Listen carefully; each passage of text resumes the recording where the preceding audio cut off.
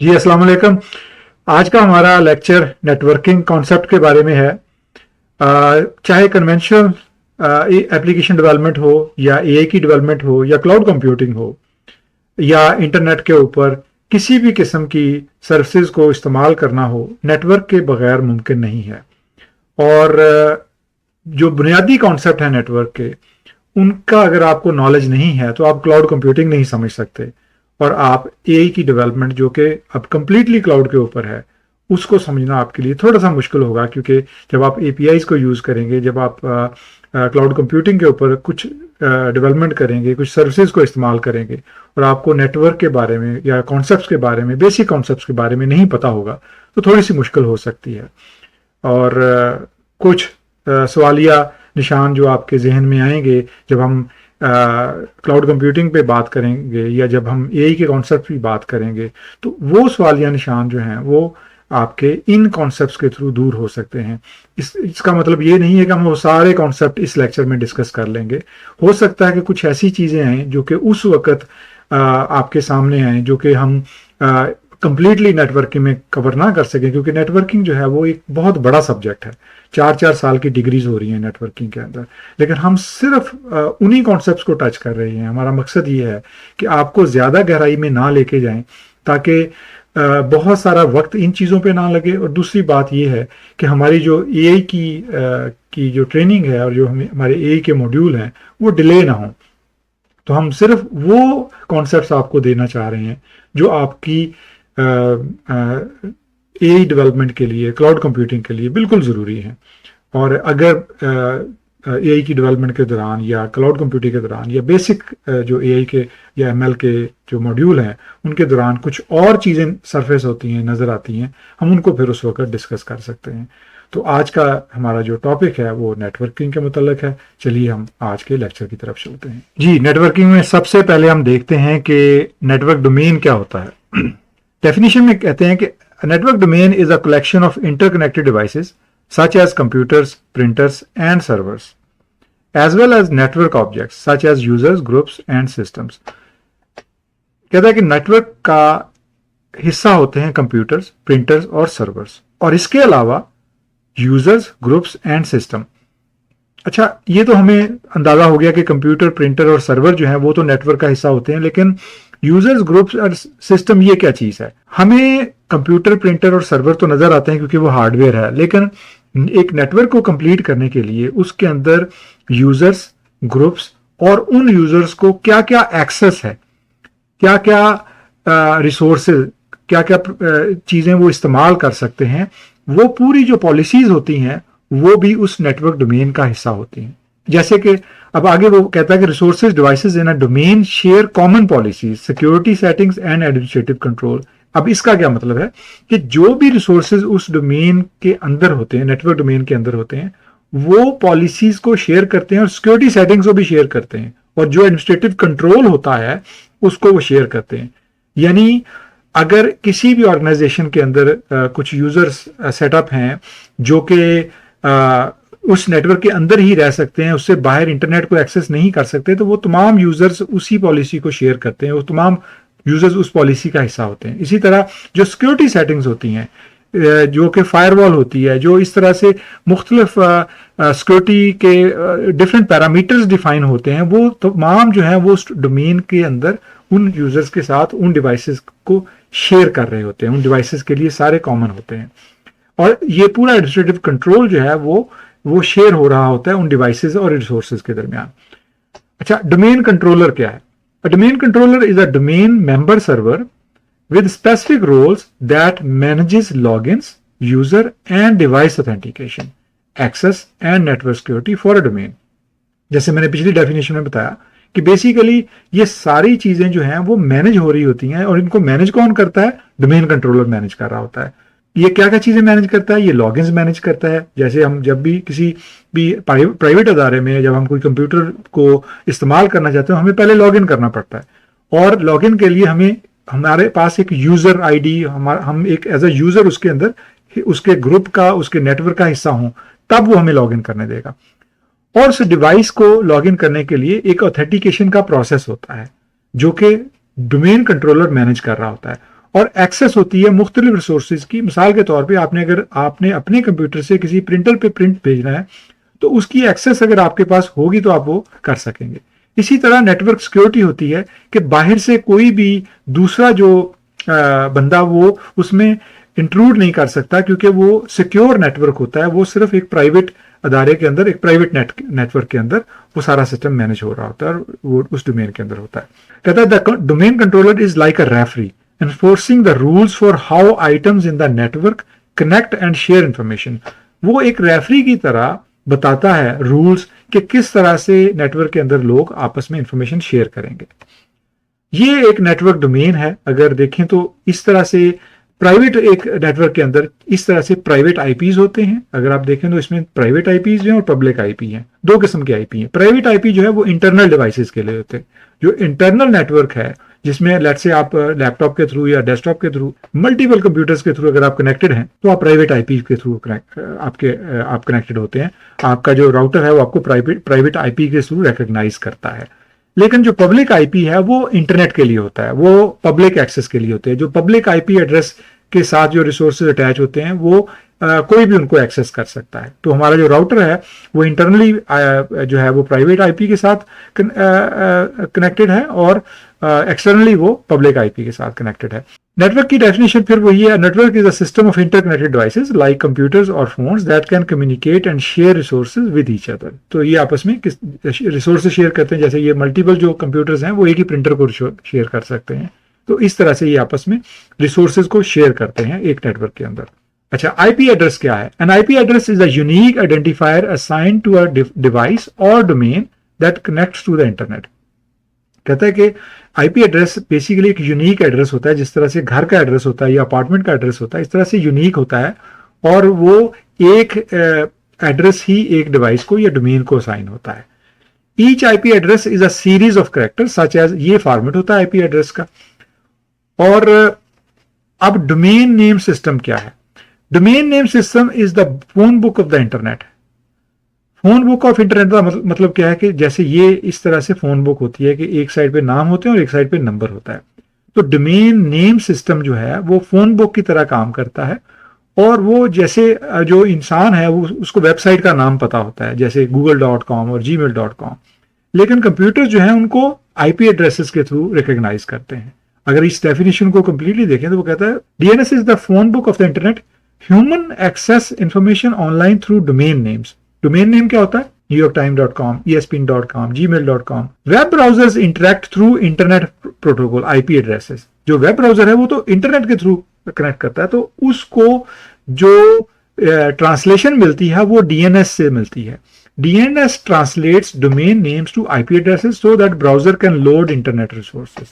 तो बेसिकली अगर हम अपने ब्राउजर में gmail.com टाइप करते हैं तो जो डीएनएस रिजॉल्वर होता है एक सर्वर की तरह, वो हमें हेल्प करता है उस फोन बुक जो कि डोमेन नेम सिस्टम बेसिकली एक कंप्लीट फोन बुक होती है, फोन बुक की तरह आप एक लिस्ट समझ लें जो कि उस डोमेन नेम को कनेक्ट करती है आईपी एड्रेस के साथ, जिसके साथ वो बेसिकली रिसोर्स मौजूद होता है। और जब वो उस आईपी एड्रेस पे उसको ढूंढ लेती है तो वो वापस भेजता है क्लाइंट को और वो हमारी स्क्रीन पे जीमेल का एक इंटरफेस लोड कर देता है, उस वेबसाइट को लोड कर देता है। अच्छा, अब ये जो डाटा कम्युनिकेशन होती है क्लाइंट से सर्वर में, इसमें एक चीज होती है जिसको नेटवर्क पैकेट कहते हैं, डाटा पैकेट्स भी कहते हैं। उसकी डेफिनेशन क्या है? वो कहता है in networking a packet is a small segment of a large message. जो डाटा पैकेट होता है वो एक लार्जर मैसेज का छोटा सा हिस्सा होता है। इसका मतलब क्या है? इसका मतलब ये कि अगर आप ईमेल सेंड करते हैं तो वो जरूरी नहीं है कि एक डाटा पैकेट के थ्रू जाए। एक ईमेल या एक इमेज या कोई भी एक डॉक्यूमेंट जो आप ट्रांसफर कर रहे होते हैं वो बेसिकली मल्टीपल पैकेट्स में, मल्टीपल डाटा पैकेट्स में डिवाइड होता है और फिर वो नेटवर्क के ऊपर ट्रांसफर होता है। Data sent over computer networks such as the internet is divided into packets. These packets are then recombined by the computer or device that receives them. यानी जब यहां से हम, ये क्लाइंट एड्रेस है, सेंडर है, यहां से हम कोई डाटा या मैसेज भेजते हैं, सबसे पहले तो वो ब्रेक होता है छोटे पैकेट्स में। यहां पे ये बात हो रही है कि छोटे पैकेट्स में ब्रेक होता है और हर पैकेट के ऊपर ये उसका बेसिकली एक कॉन्फ़िगरेशन दी हुई होती है कि वो कहां से आया, फ्रॉम किस आईपी एड्रेस से आया, वो इस आईपी एड्रेस से आया, कहां वो जा रहा है, वो इस आईपी एड्रेस पे जा रहा है, तो वो उस आईपी एड्रेस तक पहुंच जाता है। अच्छा, अब उसमें कुछ फैक्टर होते हैं, कैसे कि वो एक इंटरनेट प्रोटोकॉल के थ्रू जाता है। The internet protocol is a protocol और set of rule for routing and addressing packets of data so that they can travel across networks and arrive at the correct destination.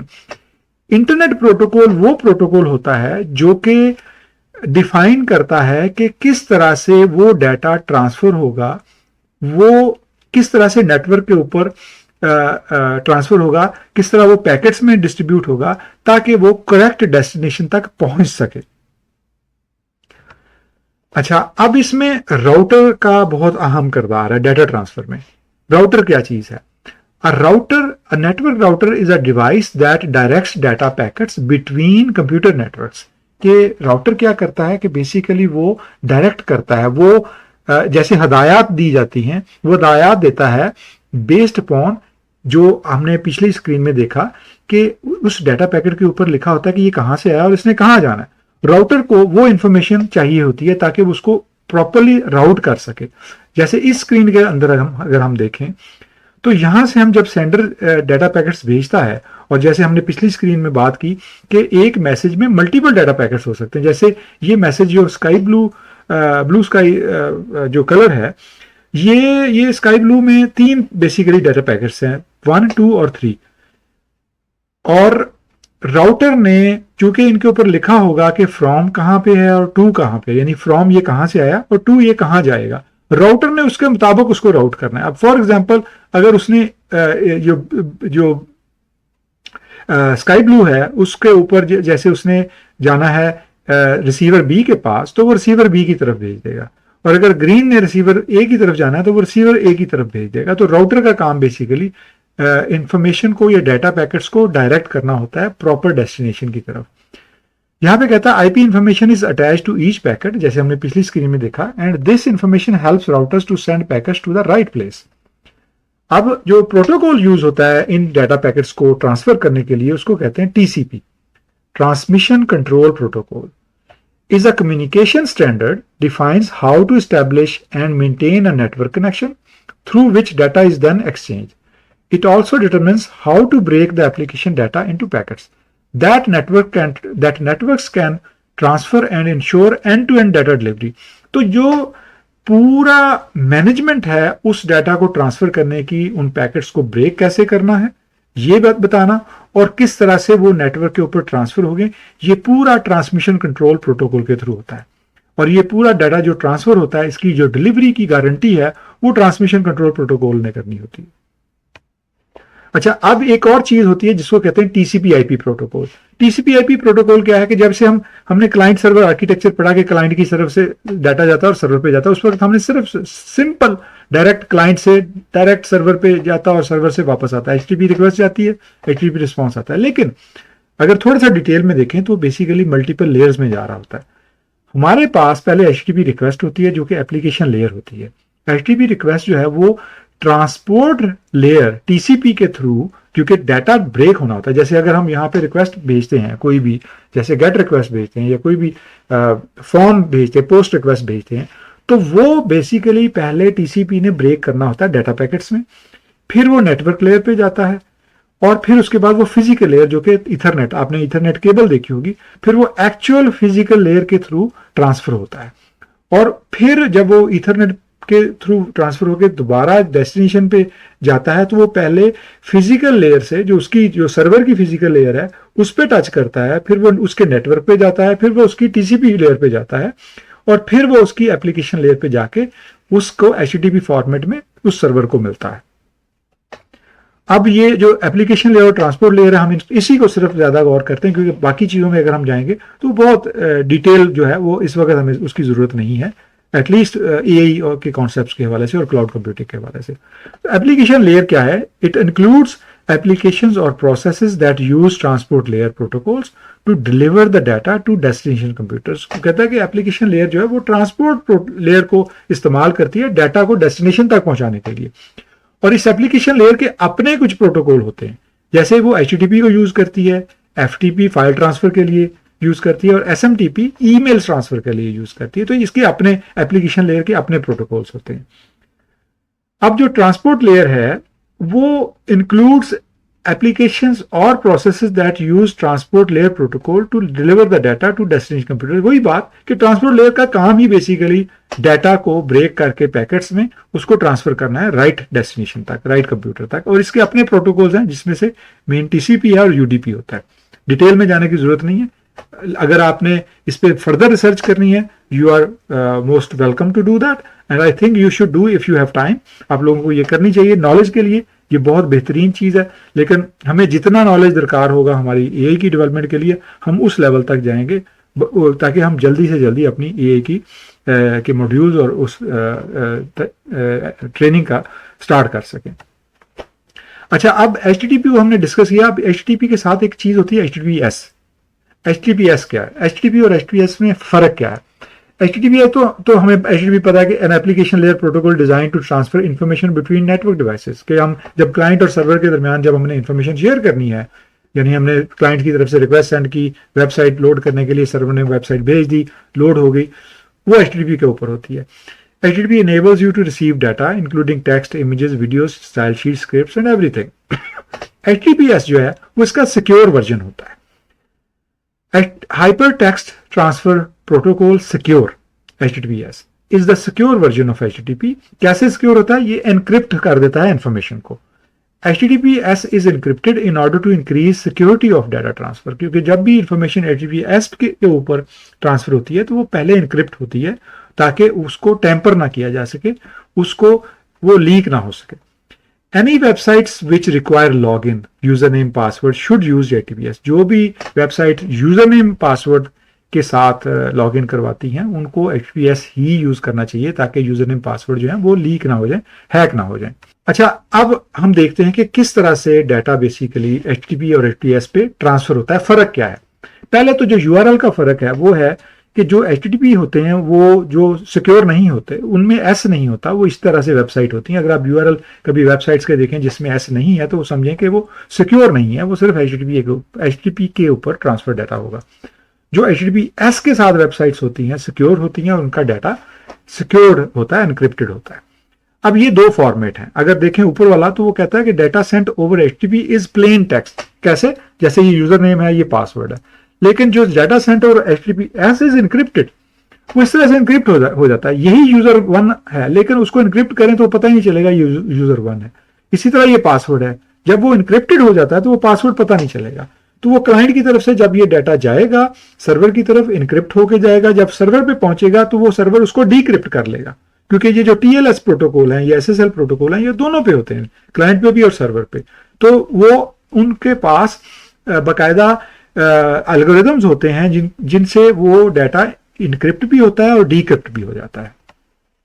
अच्छा, how does HTTP work? ये basically वही बात है, जरा दोबारा इसको हम कर रहे हैं कि HTTP कैसे काम करता है, इंक्रिप्शन कैसे होती है। HTTP uses an encryption protocol to encrypt communication. The protocol is called Transport Layer Security, TLS. TLS होता है जिसके थ्रू डाटा इंक्रिप्शन होती है। Although formally it was known as SSL, Secure Socket Layer। पहले ये SSL कहलाता था, आज से 15-20 साल पहले। अब इसको TLS कहते हैं। यानी इंक्रिप्शन से पहले कुछ इस तरह से डाटा होता है, this data is being Saint over HTTP, यानी ये प्लेन इंग्लिश का फिक्रा है। लेकिन जब इसको इंक्रिप्ट कर देंगे तो वो इस तरह से होगा जो कि कोई भी आसानी से इसको पढ़ नहीं सकता। अच्छा, HTTP रिक्वेस्ट क्या होती है? हमने इसको थोड़ा सा तो क्लाइंट सर्वर आर्किटेक्चर में देखा था, लेकिन अब थोड़ा सा डिटेल में देखते हैं कि इसको अगर ब्रेक करके देखें तो इसके हिस्से क्या होते हैं। तो HTTP request is a message sent by a client, usually a web browser, to a web server to request a resource, typically a web page, image और data। वो कहता है कि HTTP request जो होती है ना, वो एक बेसिकली क्लाइंट की तरफ से रिक्वेस्ट जाती है रिसोर्स के लिए। रिसोर्स क्या होता है? वेब पेज या वेबसाइट, इमेज या डाटा, इसको रिसोर्स कहते हैं जो हम सर्वर पे मौजूद होता है, हम सर्वर से वो तलब करते हैं। और वो जो रिक्वेस्ट जाती है वो कुछ इस तरह से फॉर्मेट में होती है, और ये प्रॉपर ये वेबसाइट के का ये HTTP रिक्वेस्ट का फॉर्मेट है। यहाँ पे स्क्रीनशॉट, इसमें सबसे पहले गेट होता है कि हमने गेट रिक्वेस्ट भेजी है सर्वर को बताने के लिए कि हमें कुछ हासिल करना है आपसे, गेट रिक्वेस्ट है ये, इसको HTTP मेथड कहते हैं। ये गेट, पोस्ट, पुट, डिलीट मुख्तलिफ मेथड होते हैं, लेकिन जो ज्यादा कॉमन यूज होते हैं वो गेट और पोस्ट होते हैं। तो गेट के बाद होस्ट होता है कि होस्ट क्या है, यानी कौन सी वेबसाइट किसको हम एक्सेस कर रहे हैं, किसको एक्सेस करना चाह रहे हैं। और यूजर एजेंट का मतलब होता है कि हमारा जो ब्राउजर है वो कौन सा है, किस ब्राउजर के थ्रू हम ये एक्सेस कर रहे हैं। ये इसके अलावा भी कुछ चीजें होती हैं, लेकिन ये मतलब 3 वो जरूरी चीजें हैं जो यहाँ पे जो कॉमनली आपके समझने के लिए काफी है। अब HTTP मेथड का मैंने जिक्र किया कि ये जो गेट है ये HTTP मेथड है। और कौन से मेथड होते हैं और करते क्या है? HTTP method indicates the action that the HTTP request expects from the server। वो कहता है कि HTTP method जो होता है ना, वो बेसिकली उस रिक्वेस्ट को डिस्क्राइब कर रहा होता है जो क्लाइंट सर्वर से करता है। अब इस केस में गेट है कि हम गेट कर रहे हैं, कुछ हासिल करना चाह रहे हैं। Gate request aspects information back in return, usually in the form of a website. आमतौर पे कहता है कि जो हम वेबसाइट जो खोलते हैं ना, आमतौर पे वो गेट रिक्वेस्ट के थ्रू होती है। क्लाइंट की तरफ से जब रिक्वेस्ट आती है तो वो गेट रिक्वेस्ट होती है। पोस्ट रिक्वेस्ट क्या होती है? Post request indicates that the client is submitting information to the web server. यानी जो क्लाइंट है वो जब इंफॉर्मेशन सबमिट करता है, वो कैसे? जब हम फॉर्म सबमिट करते हैं, फॉर एग्जांपल जब हम किसी वेबसाइट पे रजिस्टर कर रहे होते हैं या हम यूजर नेम पासवर्ड प्रोवाइड कर रहे होते हैं, तो वो बेसिकली हम सबमिट कर रहे होते हैं अपनी इंफॉर्मेशन। वो सबमिट जो है वो पोस्ट रिक्वेस्ट के थ्रू जाता है और उसमें इस जगह पे पोस्ट होता है। अच्छा, अब देखें कि HTTP रिस्पॉन्स क्या है। HTTP रिस्पॉन्स जो क्लाइंट को वापस आता है सर्वर की तरफ से। HTTP response is what web client receive from an internet server in answer to an HTTP request. जो HTTP रिक्वेस्ट हमने भेजी थी, जैसे हमने कहा कि हमें वेबसाइट चाहिए, तो उसका जो रिस्पॉन्स आएगा, जो कुछ भी आएगा, वो HTTP रिस्पॉन्स के अंदर आएगा। अच्छा, HTTP रिस्पॉन्स के अंदर जो फॉर्मेट है वो तकरीबन इस तरह का होता है। और इसमें सबसे पहले देखें तो ये HTTP 200 ओके है। ये क्या है? ये स्टेटस कोड है। स्टेटस कोड होते हैं जो कि बताते हैं कि इस रिक्वेस्ट का या इस रिस्पॉन्स का स्टेटस क्या है, क्या ये सक्सेसफुल है या नहीं सक्सेसफुल। 200 सक्सेसफुल होता है। मैं आपको स्टेटस कोड आगे बताऊंगा कौन कौन से होते हैं, लेकिन 200 जो है वो सक्सेसफुल होता है। इसमें कंटेंट टाइप क्या है, यानी कि ये किस तरह का कंटेंट वापस आया है, टेक्स्ट और HTML। यानी कि वेब पेज अगर होगा तो वेब पेज में आपको पता है कि या HTML होती है या जो जावास्क्रिप्ट या CSS होती है, तो वो टेक्स्ट होता है। तो वो बता ये रहा है कि कंटेंट टाइप जो है वो टेक्स्ट या HTML वापस आई है। सर्वर कौन सा था? अपाची सर्वर है। कंटेंट लेंथ कितनी है? वो पूरी जो रिस्पॉन्स वापस आया वो इतने बेसिकली इतने कैरेक्टर्स का है। और इस तरह से आपका रिस्पॉन्स, जो वेबसाइट का पेज हो, आपको इस तरह से रिस्पॉन्स वापस लोड होता है। अच्छा, ये है कुछ स्टेटस कोड। स्टेटस कोड तो खैर काफी हैं, लेकिन मैंने आपको सिर्फ एक एग्जांपल के तौर पे दिए हैं। वैसे तो अगर आप देखें तो जैसे मैंने 1xx कहा है, तो जो ये 100 जो है ये कंटिन्यू करने के लिए कि जो रिक्वेस्ट है वो कंटिन्यू की जा सकती है। Server has received the request headers, client should proceed to send the request body. तो वो ये कह रहा है कि सर्वर ने रिक्वेस्ट हेडर रिसीव कर लिया, बॉडी भी सेंड कर दो। तो 1xx जो 100 जो है वो कंटिन्यू का मतलब है कि अब रिक्वेस्ट का हेडर मैंने रिसीव कर लिया, फिर रिक्वेस्ट जो होती है HTTP रिक्वेस्ट, उसमें हेडर होता है और बॉडी होती है। तो जब पहले हेडर जाता है तो सर्वर कहता है हाँ हेडर रिसीव हो गया, अब मुझे बॉडी भी भेज दो। तो वो 100 कंटिन्यू वो वापस रिस्पॉन्स भेजता है क्लाइंट की तरफ। जब 100 कंटिन्यू क्लाइंट को मिलेगा तो क्लाइंट फिर अगली रिक्वेस्ट भेजता है जो कि बेसिकली बॉडी के साथ होती है। अच्छा, जो दूसरा है वो 2xx, वो इसमें अब 201 भी होता है, 202 भी होता है। मैंने वो सारे नहीं लिखे क्योंकि वो बहुत ज्यादा लंबी डिटेल होती है। आप चेक कर सकते हैं अपनी असाइनमेंट के तौर पे कि स्टेटस कोड्स कौन कौन से होते हैं, वो आपको सारी लिस्ट मिल जाएगी। लेकिन मैंने यहाँ सिर्फ जो मोस्ट कॉमन जो हमें रिस्पॉन्स सर्वर की तरफ से आता है वो लिखा है। 200 ओके आता है कि ठीक है। सर्वर कहता है the request is okay, this is the standard response for successful HTTP response. कि ठीक है, मुझे रिक्वेस्ट जो रिस्पॉन्स है वो 200 ओके का होता है। मतलब जो रिक्वेस्ट कंप्लीट मिल गई है और रिस्पॉन्स जो है वो 200 ओके यानी सक्सेसफुल रिस्पॉन्स है।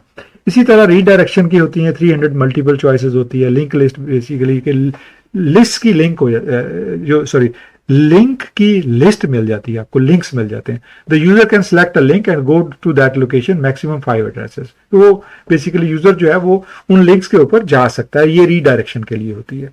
इसी तरह क्लाइंट के जो एरर होते हैं, जो क्लाइंट साइड से एरर होते हैं, बैड रिक्वेस्ट, अगर क्लाइंट कोई रिक्वेस्ट भेजता है जो कि सर्वर को लगता है कि इसमें रिक्वेस्ट हेडर प्रॉपर नहीं था या रिक्वेस्ट बॉडी ठीक नहीं थी, तो वो 400 बैड रिक्वेस्ट भेज देता है। इसी तरह जो सर्वर की तरफ से एरर आता है, अगर सर्वर के ऊपर कोई प्रॉब्लम हो तो 500 एरर होता है, या 501 या 505 होता है, तो ये 5xx का मतलब है कि और बहुत सारे होते हैं, लेकिन हम सिर्फ 500 इंटरनल सर्वर एरर जो मोस्ट कॉमनली हमें नजर आता है। A generic error message given when no more specific message is suitable. तो सर्वर जब भी कोई एरर मैसेज ऐसा देता है जो वो रिक्वेस्ट को फुलफिल नहीं कर सकता, तो सर्वर का एरर होता है 500। अब असाइनमेंट जो है वो, अब आप देखें ये बहुत सारे कॉन्सेप्ट्स हैं जो आप रिसर्च कर सकते हैं, और ये बहुत ही ज़रूरी कॉन्सेप्ट्स हैं। मैंने बहुत ही हाई लेवल गया हूँ, मैंने ज़्यादा डिटेल में चीज़ों के नहीं गया, क्योंकि हमारे पास इतना टाइम नहीं है कि हम वो सारी चीज़ें कवर कर सके, क्योंकि इनके ऊपर तो कई कई लेक्चर हो सकते हैं, हर एक डेफिनेशन के ऊपर कई कई घंटे बात हो सकती है। लेकिन आप लोगों ने अपनी असाइनमेंट में इसको रिसर्च करना है, ताकि इसके जो भी कॉन्सेप्ट्स जो बाकी रह गए हैं, जो आपको फाउंडेशन में, नेटवर्किंग के फाउंडेशन में हेल्प कर सकें, वो आपने ज़रूर देखना है, ये आपके लिए बेहतर है। जी, तो आपने देखा कि नेटवर्क डोमेन क्या होता है, और नेटवर्क जो है वो किन चीज़ों के ऊपर मुश्तमिल होता है, कौन कौन से ऑब्जेक्ट्स हैं जो मिलकर एक नेटवर्क डिफाइन करते हैं, और HTTP प्रोटोकॉल क्या है, TCP क्या करता है, और डाटा किस तरह से ट्रांसफ़र होता है पैकेट्स के अंदर, और उसमें राउटर का क्या किरदार होता है, DNS क्या होता है, HTTP और HTTPS में क्या फ़र्क है, और इस तरह से स्टेटस कोड्स क्या हैं। ये वो बुनियादी चीज़ें हैं जो आपको, जब आप क्लाउड कंप्यूटिंग पे जाते हैं, या जब आप AI की APIs कॉल करते हैं, या नेटवर्क ग्रुप जो हैं, जो सिक्योरिटी ग्रुप्स हैं, उनके बारे में थोड़ी सी जब आपको सामना करना पड़ता है, तो आपको इन चीज़ों के साथ भी वास्ता पड़ता है। तो आज के लेक्चर में आपने ये चीज़ें देखी, इसका मतलब ये नहीं है कि आपने अपने आप को सिर्फ इसी नॉलेज तक महदूद करना है। जो एंड पे असाइनमेंट है उसके ऊपर अगर आप गौर करें, तो उसमें वर्ड रिसर्च का यूज़ हुआ है, जिसका मतलब ये है कि आपकी समझ के लिए जो भी मवाद आपको दरकार हो, आप वो इंटरनेट के ऊपर सर्च करें। आपकी जो फाउंडेशन है वो स्ट्रांग होनी चाहिए, जहाँ जहाँ आपके गैप्स हैं वो फिल होने चाहिए, और कोशिश कीजिएगा कि ये जो कॉन्सेप्ट्स हैं ये आपके लिए लॉन्ग टर्म आपके फ़ायदेमंद साबित हों। तो इजाज़त दीजिए, अगली वीडियो में क्लाउड कंप्यूटिंग के साथ हाजिर होऊंगा।